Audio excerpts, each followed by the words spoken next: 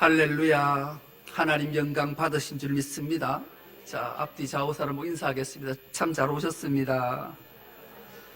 주의 이름으로 사랑하고 축복합니다. 은혜 받을 줄 믿습니다. 오늘 대림절 두 번째 주일에 주의 전에 나와 영과 진리로 예배하는 여러분들에게 하나님의 놀라운 은혜와 복이 충만하기를 주의 이름으로 축복합니다. 오늘 함께 은혜 받고자 하는 말씀의 제목이 진정한 행복은 영원한 생명입니다. 이런 제목으로 함께 은혜를 나누겠습니다. 먼저 책 한 권을 소개하는 것으로 말씀을 열겠습니다. 여러분, 부자한테 편지를 받으면 여러분 기분이 어떨 것 같아요? 싫지는 않겠죠. 책 제목이 부자가 보낸 편지, 부자가 보낸 편지. 일본 사람 혼다 케인이 쓴 책인데요. 밑에 더 재밌는 책이 있어요. 소제목이 하나 있잖아요. 돈보다 더 위대한 유산. 저는 이 두 번째 책 제목, 소제목이 별로 마음에 안 들어요. 돈보다 더 위대한 유산이 있을까 싶기 때문에 그래요. 근데 이 책이 많은 사람들에게 반향을 불러일으킨 이유가 그런 거죠. 이 책을 쓴 혼다 켄이라는 할아버지 이야기예요. 할아버지가 고아로 자랐어요. 그런데 이분이 돈을 얼마나 벌었는가 하면 상상하지 못할 돈을 벌어서 재벌이 된 거예요. 재벌의 할아버지를 둔 손주의 기분이 어떨까요? 자식 사랑보다 손주 사랑이 더 큰 줄 알았는데 어느 날 손주를 불러서 이렇게 말해요. 나는 엄청난 돈을 벌어서 재벌이 됐다. 그런데 내가 이 돈을 한 푼도 너 아버지나 네한테 안 물려줄 거다. 용서해 다오. 그 손주가 할아버지 그 말을 들으면 마음이 어떨까 생각해 보세요. 한 푼도. 아니 조금 집이라도 한 채 주면 좀 덜 섭섭할 텐데 한 푼도 안 주고 이거 모두 장학재단에 기부할 거다. 그러니 날 좀 용서해 달라. 대신에 돈보다 더 좋은 유산을 내가 물려줄게. 이렇게 말씀하시고 내가 80인생을 살면서 받았던 교훈 9가지를 매일 한 통씩 편지를 써서 손주한테 보냈어요. 9통의 편지를 엮어서 책을 펴내게 된 게 부자가 보낸 편지, 이런 제목의 책이 탄생된 거죠. 책 소개를 하려면 한량없이 길니까 잠깐 소개하면 그래요. 이게 함축하면 이래 돈, 명예, 인간관계, 행복한 가정 모두 손에 넣을 수 있는 비결 9가지 이렇게 되는 거예요. 그러니 돈이라는 앞에 문제가 드니까 좀 위로가 되는 것 같아요. 돈, 명예, 인간관계, 행복한 가정을 다 이룰 수 있다. 이 9통의 편지를 읽고 그대로 실천하면 첫 번째 편지 내용이 이런 거예요. 우연. 세상에는 우연이 없다. 모든 만남과 일에는 반드시 의미가 있다. 잊지 마라.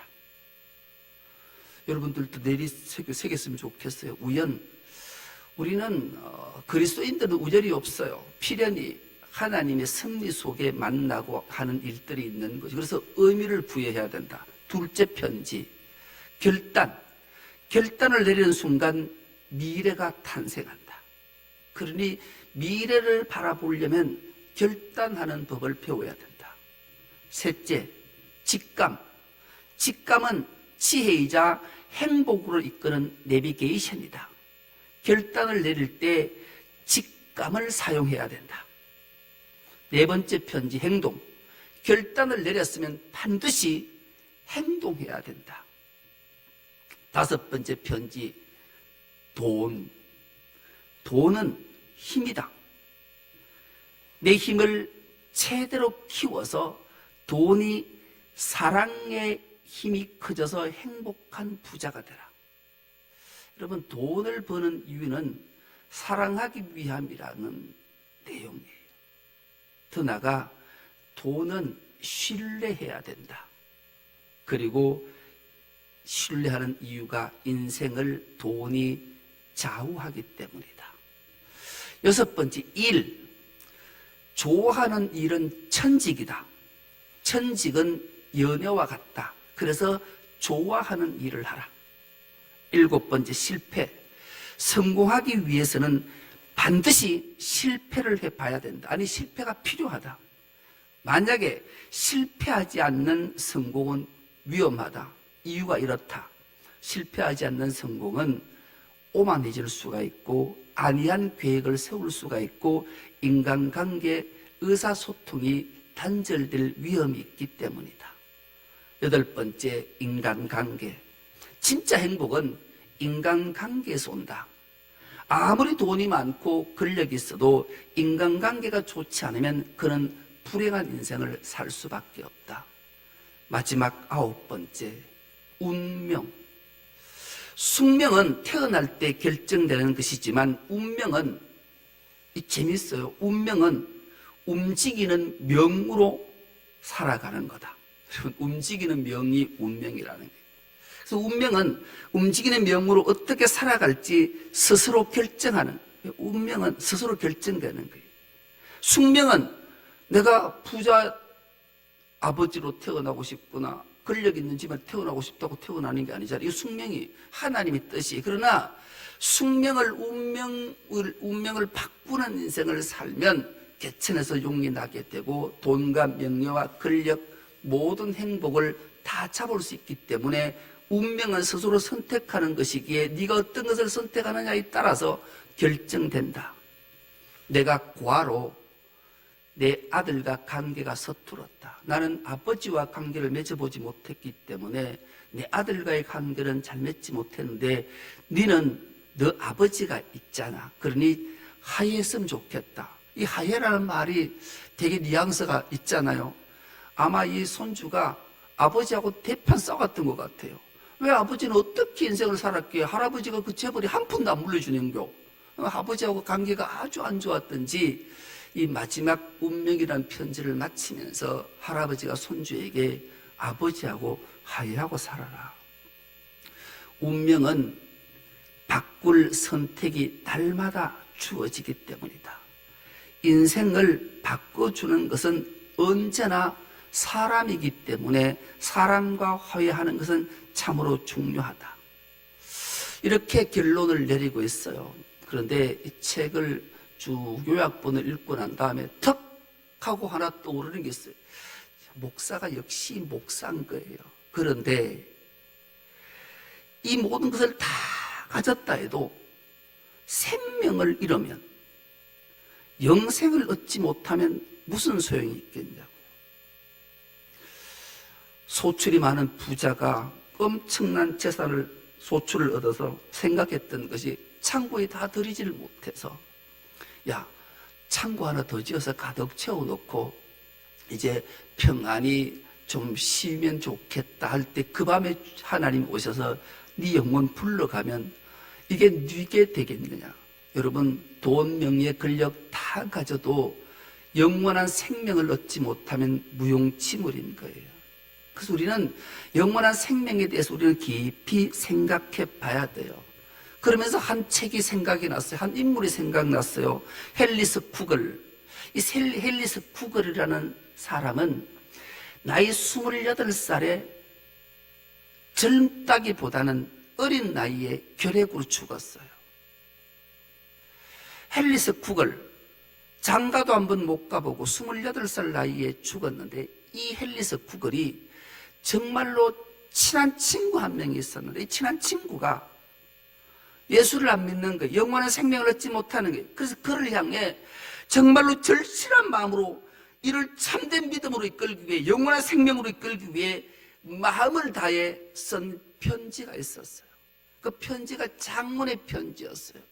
근데 헬리스 쿠글이 죽고 난 이후에 이 친구가 친구의 마음을 알았어요. 그래서 받은 편지를 가지고 책을 펴낸 책이 인간의 영혼 안에 있는 하나님의 생명이란 책을 썼어요. 인간의 영혼 안에 있는 하나님의 생명, 이 책이 놀라운 반향을 일으켰어요. 참된 기독교는 인간의 영혼과 하나님의 생명이 결합하는 것, 하나님의 생명을 실제로 공유하는 것, 이 책의 내용에 이런 내용들이 기록되어 있는 거예요. 그리고 그리스도인, 즉 참 그리스도인 영혼 속에는 하나님이 거하시며 그 속에 그리스도의 형상이 이루어진다, 이렇게 주장했어요. 여러분, 어려운 말들이잖아요. 한마디로 요약하면 이거예요. 예수께서 우리 마음에 오셔서 우리의 생명이 되신 것이 기독교다, 그리스도인이다. 뭐라고요? 예수께서 우리에게 오셔서 우리 마음에 오셔서 우리의 생명이 되신 것이 기독교고 그리스도인이라는 거예요. 여러분 모두에게 예수 그리스도의 생명이 우리 마음에 오셔서 우리를 영생으로 이끌어 주신 줄 믿습니다. 이게 최고의 행복인 거예요.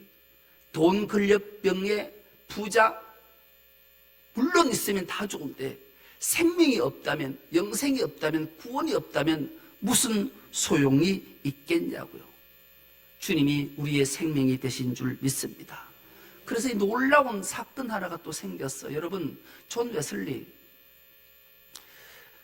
감리교를 탄생시킨 분이, 놀라운 정말 엄청난 분이, 히필드는 뭐 두말할 것도 여러분들 많이 들어보셨어요. 존 웨슬리와 히필드 하면 기독인들은 한 번쯤 설교 시간에 안에 수십 분 들었던 인물이에요. 이들이 이 헬리스 쿠글의 이 책을 읽고 자신들이 그리스도인이 아니라는 것을 깨달았다 고백했어요. 여러분 놀랍지 않으세요?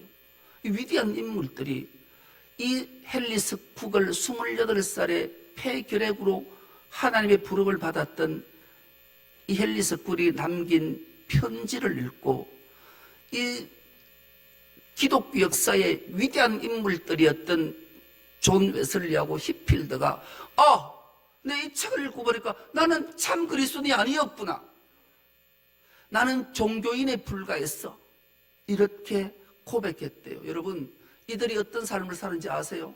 존 웨슬리하고 히필드는 하루 일주일에 1회에 2번씩 금식했던 분이에요. 그리고 하루에 9시간씩 기도했던 분들이, 성경에 등장하는 바리새인보다 더 열심히 주를 섬겼던 자예요. 여러분, 이틀씩 금식하고 하루에 9시간씩 기도하는 자를 보신 적 있으십니까? 그리고 이들은 매주일 성찬에 참석했던 자들이에요. 그런데 자신들 속에 하나님이 계시다는 것을 전혀 몰랐다, 이렇게 고백해서 이 책을 읽는 순간, 그래서 내가 종교인이었지 참 그리스도인은 아니었다, 이렇게 고백했어요. 여러분, 오늘 위대한 인물, 여자에게 태어난 자 중에 이보다 더 큰 위대한 인물이 없다라고 칭찬했던 한 인물이 있잖아요. 그 이름을 성경은 세례 요한이다, 이렇게 우리에게 들려줘요. 이 세례 요한이 예수께 자기의 두 제자를 보내 질문하는 것이 오늘 본문의 내용이에요. 오늘 본문 18절과 19절은 이렇게 시작합니다. 요한의 제자들이 이 모든 일을 그에게 알리니 요한이 그 제자 중 둘을 불러 주께 보내어 이르되 오실 그이가 당신이오니까 우리가 다른 일을 기다리오니까 하라 하며. 여러분, 요한의 제자들이 이 모든 일을 그에게 알렸다. 어떤 일이 있었는가? 오늘 본문은 마태복음에도 등장하고 오늘 이 누가복음에도 등장해요. 두 개를 합병해서 설명을 하면 이래요. 예수께서 공생애를 시작하시면서 산상수훈이라고 말하고 보훈이라는 것을 많은 무리와 제자들에게 가르치셨어요. 마태복음 5장, 6장, 7장. 모든 말을 마치시고 산에서 내려오실 때 가장 먼저 만났던 자가 지난주 설교했던 나병 환자를 만나서 그를 고쳐주셨어요. 두 번째 만난 자가 누군가? 오늘 본문에 등장하는 이 중풍병자를 만나요. 오늘 본문에는 중풍병자를 만나지 않았어요. 어떤 일이 있었는가? 백부장이라는 자가 있었는데 이 백부장이 자기의 수하에 있는 종이 중풍병이 들었어요. 여러분, 중풍병 알죠? 뇌졸중. 이 당시에 뇌졸중은 거의 고통 속에 있다가 죽음을 맞이해야 돼요. 뇌에 출혈이 생겼으니 여러분 생각해 보세요. 이 고통은 상상을 초월한대요. 머리가 빠개지는 것 같은. 그래서 막 머리를 움켜잡고 막 계속 집안을 떼굴떼굴 구르다가 결국 마비가 돼서 죽는 병이에요. 자기가 데리고 있는 수하가 이 고통에 빠져 있어요. 주인이 책임지심이 느껴졌겠지요. 그러자 예수의 소문을 들었어요. 그래서 자기가 누군가를 보내기는 못하잖아요. 이방인이니까. 그래서 유대인들을 찾았어요. 유대인들을 불러서 지금 내 종이 저렇게 고통하고 있으니까 당신의 동족 같은 유대인이니까 예수께 가서 내 고통에 빠져 있는 내 종을 좀 낫게 해줬으면 좋겠다. 사람을 보냈어요. 사람들이 와서 예수께 이 사실을 전했어요. 예수께서 그래 가자. 그랬더니만 아니 백부장이 그 소리를 듣고 쫓아나와서 예수님께 이렇게 말해요. 주님, 우리 집에 들어올 필요 없어요. 내가 백부장인데 내 수하에 100명이 있는데 내가 저들을 보러 가라 하면 가고 오라 하면 오는데 주님 말씀만 하시면 낫겠나이다. 여러분 참 이 백부장의 믿음, 그래서 그 유명한 말이 탄생하잖아요. 이스라엘에서 이만한 믿음을 내가 본 적이 없다. 예수님이 그 말씀을 하시고 내 종이 나았다. 돌아보니 그 머리를 싸매고 막 고통 가운데 부들부들 떨던 종이 나았다라는 거예요. 육신에 대한 행복의 문제를 얘기하는 거예요. 두 번째 사건이 어떤 일이 있었는가? 주님이 그 일 후에 나인성이라는 곳을 향해 들어가다가 장례 행렬을 만나잖아요. 이 여인은 무슨 사연인지 모르지만 남편도 죽었고 오직 자기 독자 아들 하나만 보고 살았는데 그 아들이 죽었어요. 마을 사람들이 함께 통곡하고 울며 그 장례 행렬을 따라 나와요. 그때 예수님이 그 나인성에서 나오는 장례 행렬, 그렇게 비통하게 울음 우는 여인을 향해 울지 말라. 그리고 그 시체에 주님이 친히 손을 대시고 일어나라 해서 나인성 가부의 아들을 살려주신 사건, 이 두 모든 일을 요한의 제자들이 요한에게 알렸어요. 그러면 요한이 나병한 자, 중풍병자, 죽은 자를 살리시는 그분은 메시아야, 이래야 될 텐데 요한이 제자들을 불러 예수께 보내면서 오실 당신이 진짜 당신이 맞습니까? 이거 물어보라는 거예요. 이게 여러분 이 문제에 대해서 한번 좀 생각해 보지 않으셨어요? 왜 요한이 메시아신 예수를 의심했을까? 왜 의심을 했을까? 요한은 예수의 친족이었어요. 친척이었단 말이에요. 그리고 요한은 예수보다 6개월 먼저 태어난 자였어요. 그리고 그는 에세네파의 일원으로서 광야에서 미드바르에서 하나님의 말씀을 필사하고 묵상하고 믿고 있었던 자예요. 그러던 어느 날 하나님이 400년의 어둠을 떨고 빛이신 말씀을 전가라 해서 외쳤어요. 광야에서 외치는 자의 소리가 있어 이르되 회개하라, 하나님 나라가 가까이 왔다. 서른나자 수많은 사람들이 구름대처럼 세례 요한에게 와서 제3의 세례를 받았던 사건, 그때에 예수께서 자기에게 오는 모습을 봤어요.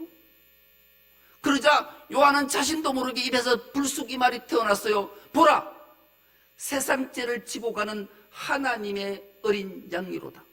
여러분, 세례 요한은 예수를 보는 순간 자기의 친족 6개월 뒤에 태어났던 그 예수가 하나님의 아들 메시아임을 확신하고 외쳤던 거예요. 그것으로 그친 게 아니었어요.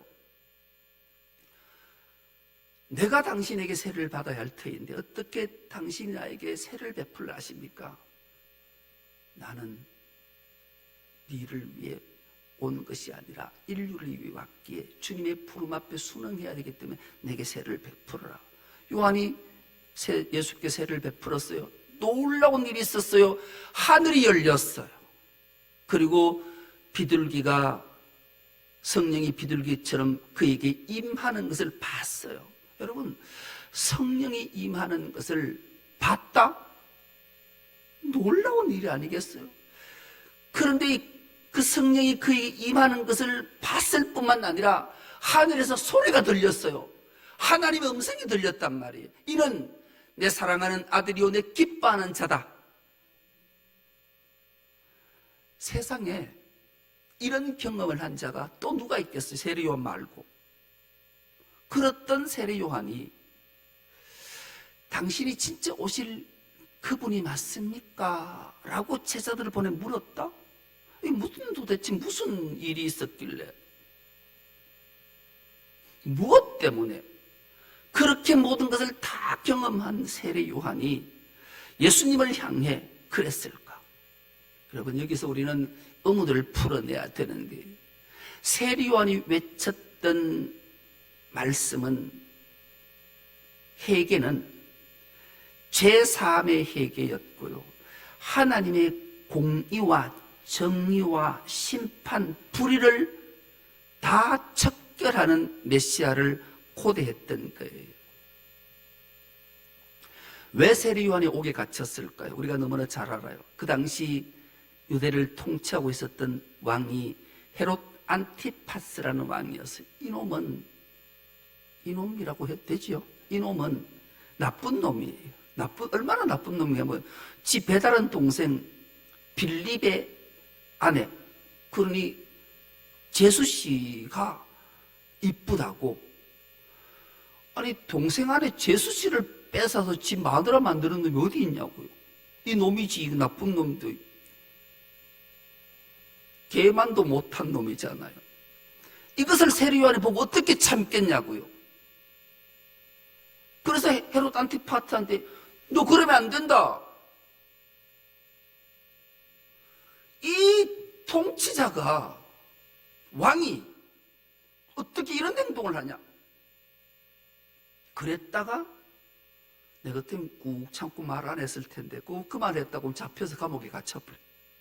결국 그 말 한마디 때문에 헤로디아에 의해서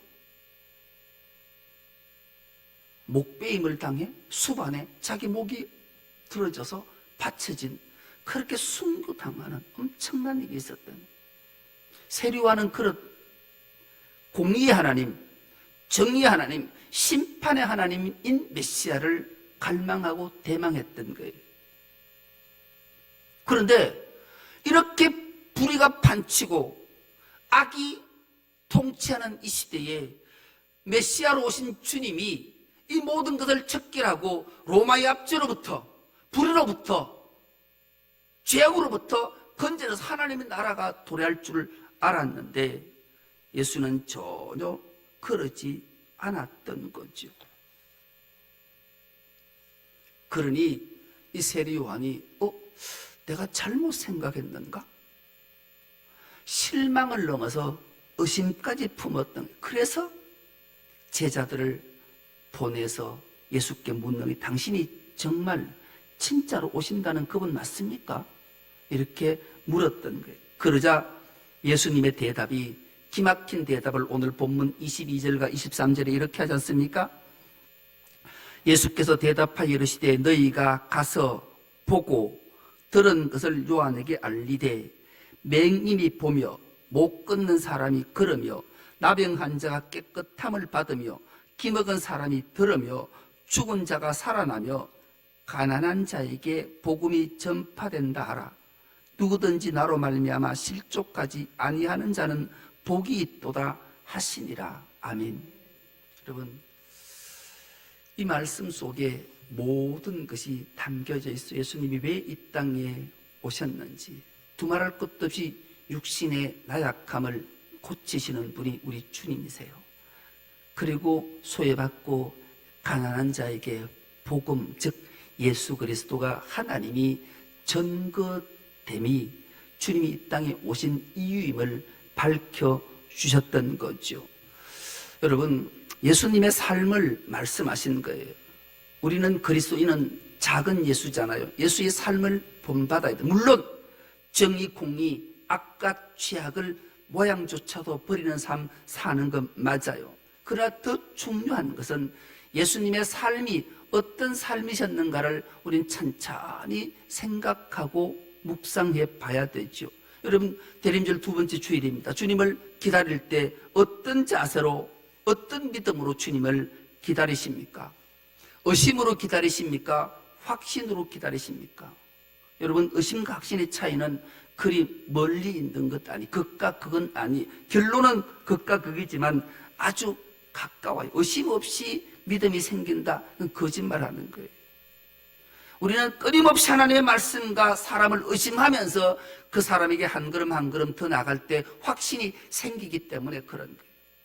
의심이 수반되지 않고 믿음이 자란다, 확신이 있다, 그건 거짓말하는 거예요.